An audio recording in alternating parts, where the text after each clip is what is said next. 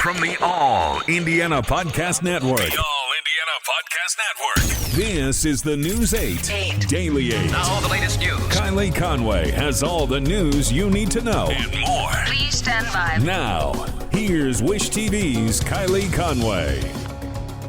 I'm Nina Cristolo in for Kylie Conway for the News 8 Daily 8. It is a cold end to March. There is a chance for a stray shower south of Interstate 70, but most of your Wednesday will be dry. Thursday, also cold to start off April. No April Fool's joke there.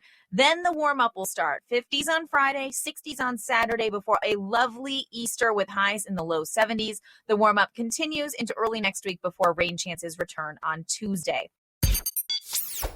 Searching for a romantic summer getaway? Escape with Rich Girl Summer, the new Audible original from Lily Chu. The exquisitely talented Philippa Sue, returning to narrate her 5th Lily Chu title.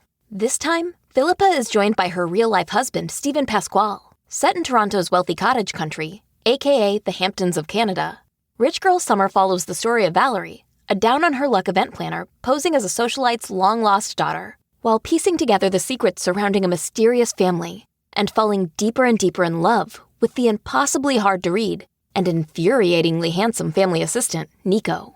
Caught between pretending to belong and unexpectedly finding where she truly fits in, Valerie learns her summer is about to get far more complicated than she ever planned. She's in over her head and head over heels. Listen to Rich Girl Summer now on Audible. Go to audible.com/richgirlsummer. 2 people are dead following a fire Wednesday morning in Lawrence. According to the Lawrence Fire Department, crews were called to a residence in the 5300 block of Northeast Hill Drive around 4 a.m. Crews said that once they arrived on scene, the house was nearly engulfed in flames. After crews were able to get the fire under control and began searching the home, the 2 victims were located. There's no word on who the victims are. The Lawrence Fire Chief is asking neighbors or anyone with information to step up. We've got police and fire investigators both here. So it's for the next couple hours. They're going to be trying to gather information from witnesses. You know, if people had, cameras on their ring doorbells, so to speak, or any other witnesses that saw the fire that called it in. The cause of the fire is under investigation. Law enforcement will check with other homes in the area to see if there happens to be surveillance video that can help them piece together the puzzle. Rescue crews returning to the White River downtown trying to find a teenager who disappeared in the water last night. IFD says the 16-year-old was in a canoe with a 45-year-old man and a dog yesterday evening. According to firefighters, the boat overturned somewhere between the 10th and 16th Street bridges. The man and the dog were able to swim to shore. So far, there's been no sign of the teenager. Investigators say no one was wearing a life jacket. They now consider this a recovery effort rather than a rescue. In day 3 of the Derek Chauvin trial, a Minneapolis firefighter and trained EMT goes back on the stand in the trial of the former police officer accused of killing George Floyd. She says she could have helped George Floyd because she was standing just feet away as officers knelt on him. Camilla Bernal explains why the firefighter said in the end she couldn't. There was no medical assistance on scene, and I got there and I could have given medical assistance. An off-duty Minneapolis firefighter who witnessed officers kneeling on George Floyd said she was not allowed to help. I had already assessed that he had an altered level of consciousness. What I needed to know is whether or not he had a pulse anymore. Turning into a contentious cross-examine with the defense. Did you describe Mr. Floyd as a small, slim man? Overruled. Yeah, it appeared to, with 3 grown men on top of somebody, it appeared that he was small and frail. But I know that not to be there's true, no obviously. question. There's no question. I was finishing my answer. And triggering a warning from the judge. Do not argue with the court. Do not argue with counsel. Answer the questions. Do not volunteer information that is not requested. Day 2 of the trial also bringing graphic testimony from a teenager who shot video of the incident. You could see in his face that he was slowly not being able to breathe. His eyes were rolling back. And a 9-year-old who described what she saw. It felt like he was stopping his breathing, and it's kind of like hurting him. In Minneapolis, I'm Camila Bernal. There is a way to support the family of an Indiana deputy killed this week in a crash on duty. The Indiana Fallen Heroes Foundation will accept donations in memory of Monroe County Reserve Deputy James Driver. He leaves behind a wife and 2 stepchildren. The sheriff says the fund will be the only authorized way to help.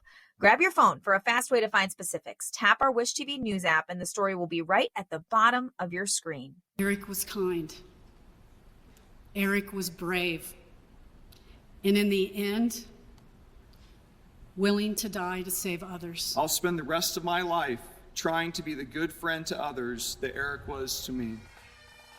Words remembering a fallen hero. They come from the chief of the Boulder Police Department and a friend of Eric Talley's during a memorial service yesterday. The Ball State graduate was killed in last week's mass shooting at a Colorado grocery store. Talley's 7 children also gave a tribute in the form of a poem they originally gave their dad on Christmas in 2019.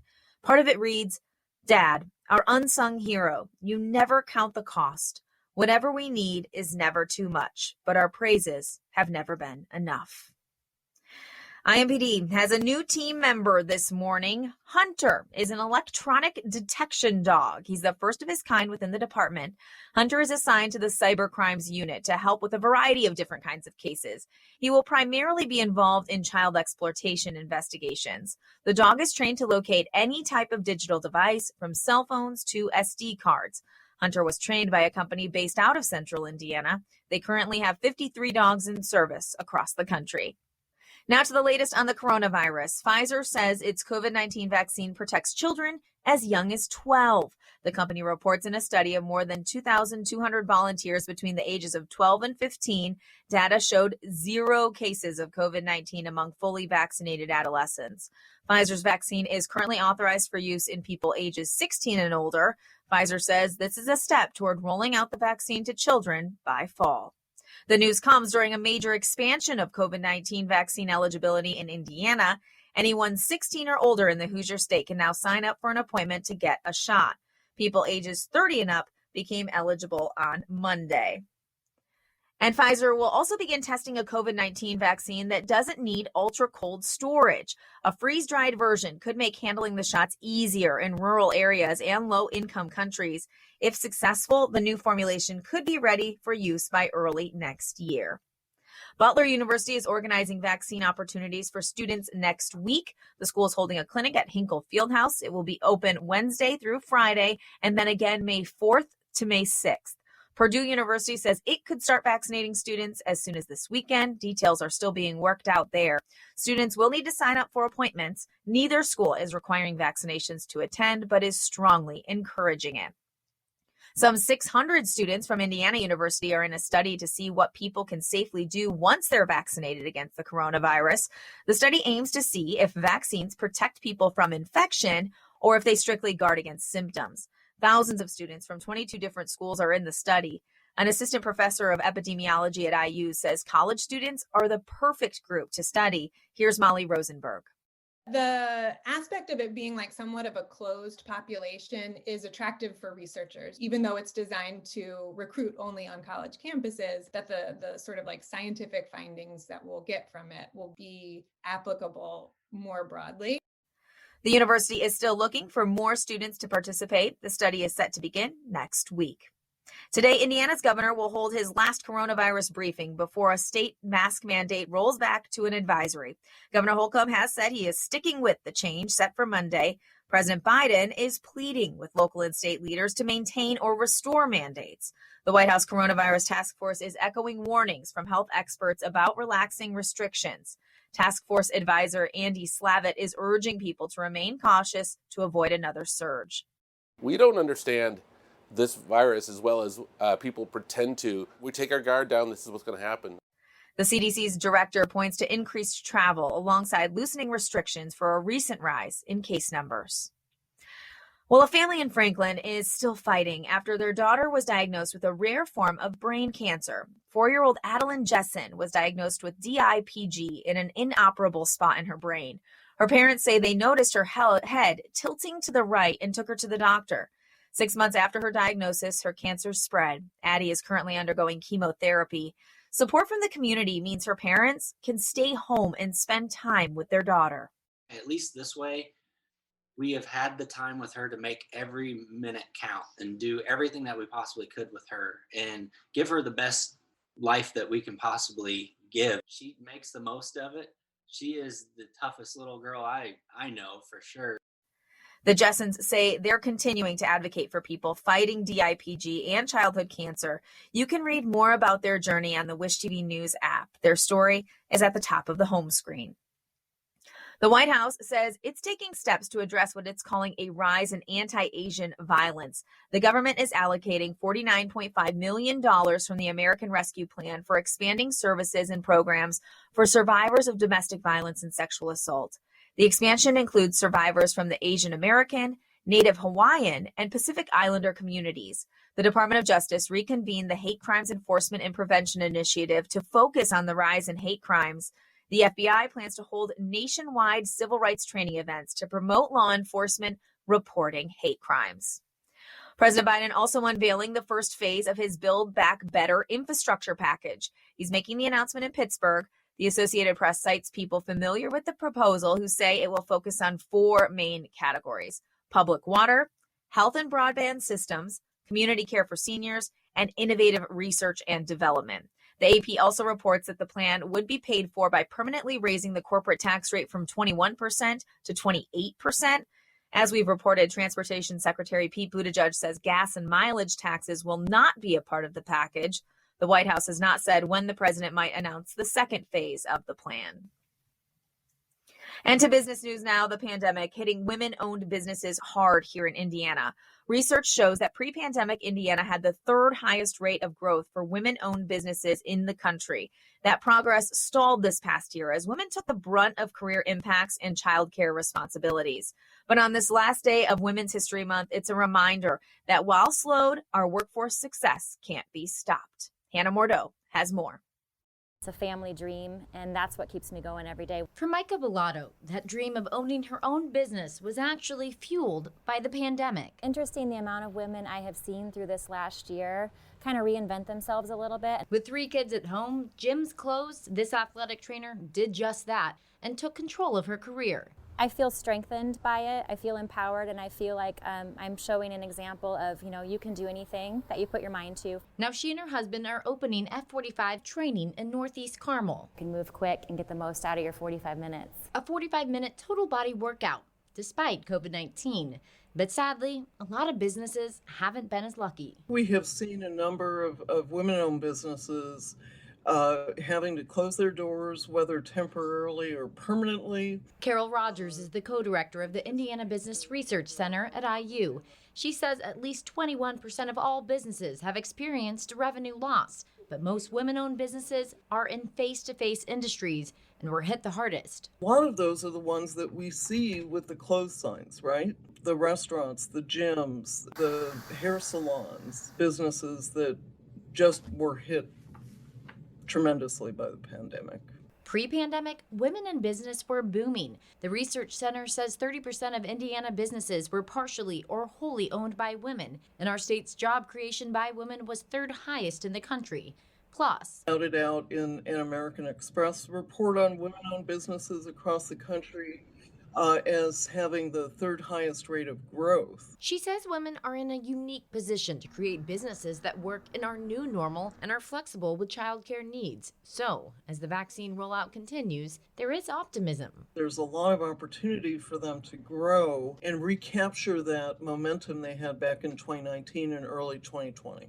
That's exactly what Bellato hopes to do. We're going to have chin-up, pull-up bars when she opens her gym in May. I would say it just motivates me just a little bit more, just to kind of prove the statistics wrong. That was Hannah Mordeau reporting. The research center says it will take time to know the exact numbers and full impact that the pandemic has had on women-owned businesses, but they're confident Indiana will once again become a leader when it comes to women taking control of their careers. U.S. home prices rising at the fastest pace in 15 years, reflecting how fiercely buyers are competing for a limited supply of homes in nearly every corner of the country. The median price for homes sold in the 16-county area in February rose 18.9% to $223,500. Compare that with $188,500 in February of 2020, according to the latest data from the Mybor Realtor Association. Record low interest rates and millennial buying have helped boost sales.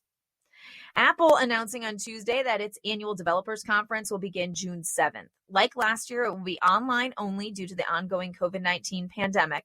WWDC, as the event is known, is where Apple typically unveils its new iPhone, iPad, Apple Watch, Apple TV, and Mac software. More Americans buying pet food and merchandise online. Chewy, the online seller of pet food and supplies, saw net sales top $2 billion for the first time, climbing nearly 51% from a year ago. It also added millions of new customers as pet adoptions soared during the pandemic.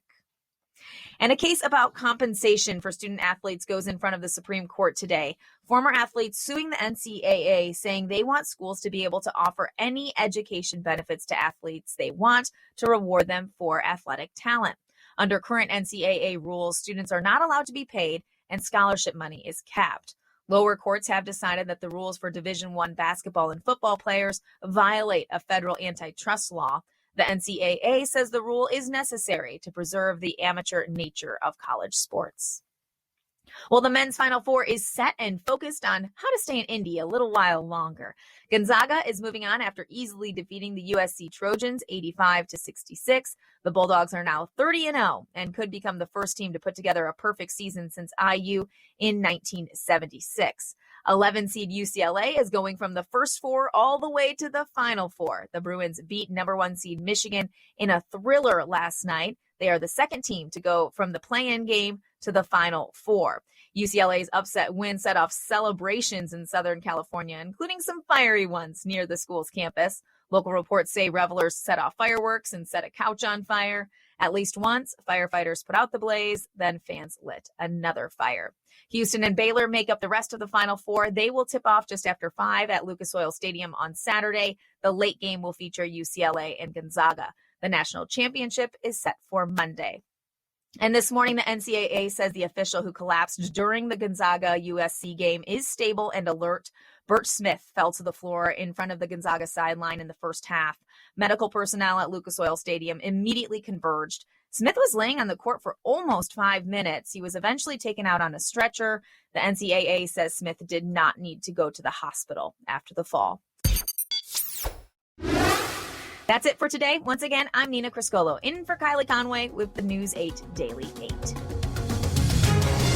Check out more podcasts from the All Indiana Podcast Network now at allindianapodcastnetwork.com. allindianapodcastnetwork.com.